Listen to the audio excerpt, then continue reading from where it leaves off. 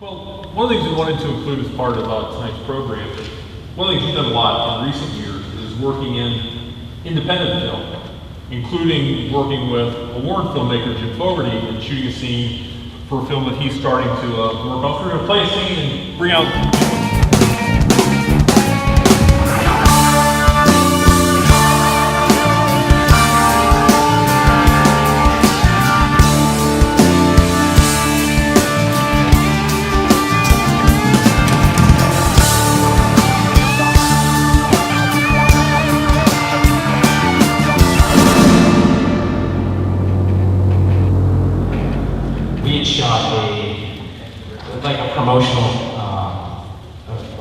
short promotional film to get people interested. And so I met Austin. He was staying at the right downtown at the Comfort Inn, and I brought him that clip and I showed it to him, and he seemed to like it. I guess he liked it, and we just kind of hit it off. And we talked about it. And we talked about it a few times, and he came back a few years later, a year later, to do another show. Yeah, 2 years later. 2 years later, and we met here, and actually we went down to the Horseshoe Bar on the corner of Market and High, and had a couple of beers, and we just talked about the project. And he was really just, he's just a genuine, gracious guy, and seemed interested in it, and asked me a lot of questions, and I told him about it, and he said, I'd love to do it. And I said, great. When we raise the money, we'll get at you. About a year had gone by, and we were working on some other projects.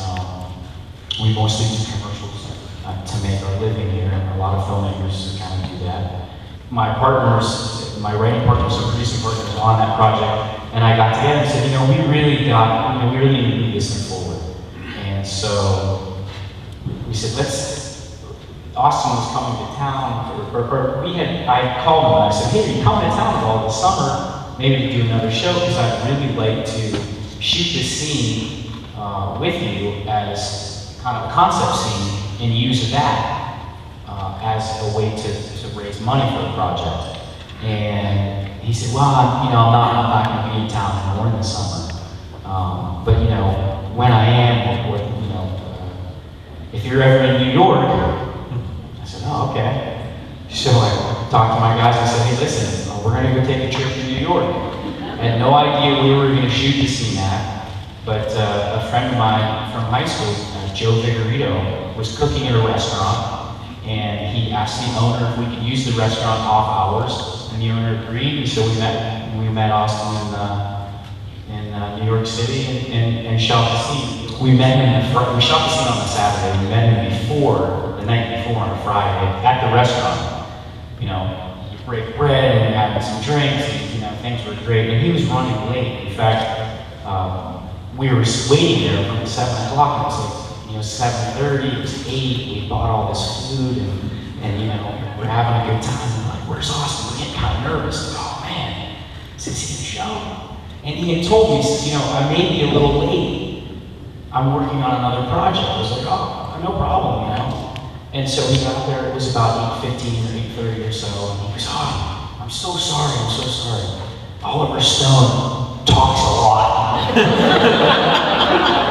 And it was really disheartening because, working with Oliver Stone, and then he's coming downtown to see us. It was pretty funny. Well, one thing, this is further, you've told me before, that one of the things we didn't really get a chance to talk about tonight is how respected Austin is as an acting teacher. And you kind of discovered that firsthand the day you were shooting with Austin. Tell me about the experience you had that night. Yeah, like most shows or scenes or films, you have like a rap party. Everyone kind of looks forward to the rap party. And after we shot the scene that night, thanked him and whatnot. And Joe, the guy that set us up with, lived in Hell's Kitchen, which is now called Chelsea. And so we went to Chelsea to a rooftop party. It was kind of like a party he was having, because it was a bunch of guys from Warren. All the guys that went to New York City were from Warren, all the filmmakers and the writers and whatnot. And so he was having this party, and there was probably like 100 people on this rooftop. And it was like a really jamming party. And we met a couple of girls there, and they said, well, what are you guys doing? You guys are filmmakers, you're friends with Joe? Yeah, and we were explaining. And she goes, well, who was in your scene? And I said, this gentleman, Austin Pendleton, and they were like starstruck. I mean, we were starstruck too, but they were starstruck, and they were like, oh, are you serious?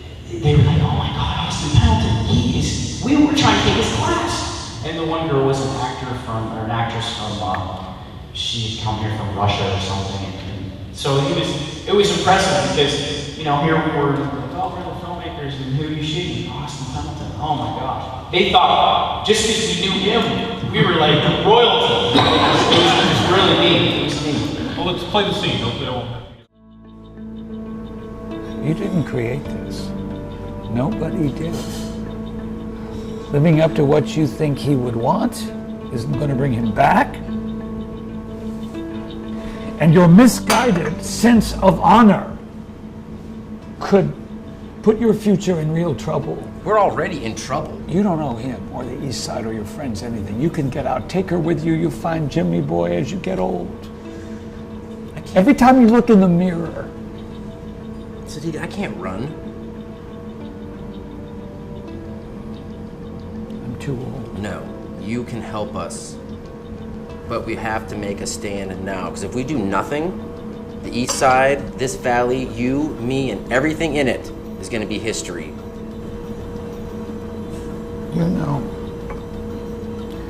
I come here when I was a boy. A bunch of us had to jump the ship we were on. We had to swim to shore, maybe 200 yards, maybe more. My brother, he jumped with me, he was older and heavier, and I never knew until we got into that cold water that he wasn't much of a swimmer. He started to struggle. 50 feet from shore, 50 feet. He called out to me, so of course I swim back to help him. He is my brother, my best companion. He was drowning and I did my best, but I was weak. I was frail. The more I tried to save him, the further he took me down into the water. I had to decide in the blink of an eye to either let my brother drag me down under with him or let him go and save myself. And was it worth it, jumping off that boat? It was never a choice.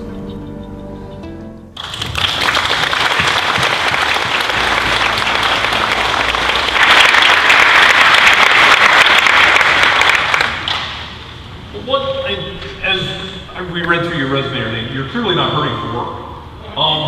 So tell me about what the appeal is for you to, like when I'm sure you get asked more than by people than just Jim, like to be a part of our projects. What's the lure for you? What makes you take a day out of your schedule to do a project? In that case, first of all, yes, first of all, I like the script. One gets offered things, but the part is sometimes ridiculous. I mean, really bad. The script is it doesn't work. Or the part is like, maybe not such a terrible part, sometimes, but you're sick of being cast that way. Now, of course, all this pales in significance if they're offering you a lot of money. So maybe scruples don't mean anything else. But usually, particularly now in the day of the independent, I made 3 independent movies last fall, and now, by the way, now that you can make an indie and pay the actors for the whole part like $200 or something, or $100 a day. There's a whole new Screen Actors Guild. I think where Screen Actors Guild is beginning to see that, these movies can't be made at all unless the actors get paid like only $100 a day, and therefore there wouldn't be any work. Because the Hollywood movies now are all, well, this is a stupid statement, but it's as if they're all franchise movies. I mean, nothing exactly wrong with that, but there's not a really wide variety of roles and all that.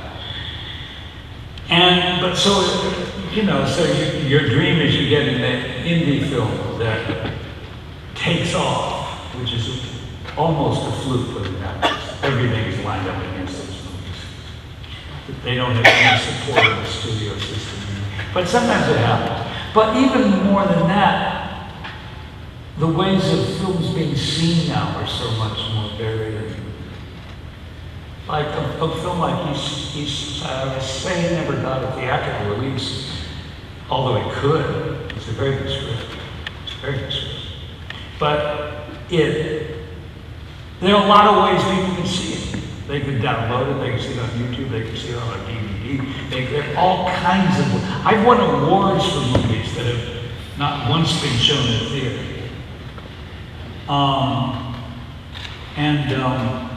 So you take parts that are sort of a new, certainly like this book, a new adventure for you, and then on top of it, the quality of the writing is good.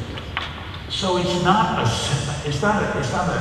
sacrifice of your time. I mean, on the most blunt, practical level, every few years is not you have to make what they call a reel, where you put together one reel that can't be more than 8 minutes long or something, little snippets from your recent work. Like if I were to put together a reel and show them scenes from What's Up Doc and stuff, this would not be interesting to them. But they have to see what you look like these days, what kind of things you're doing these days and so forth. If you can put together a reel that has some surprises in terms of the kind of parts that you play and stuff like that,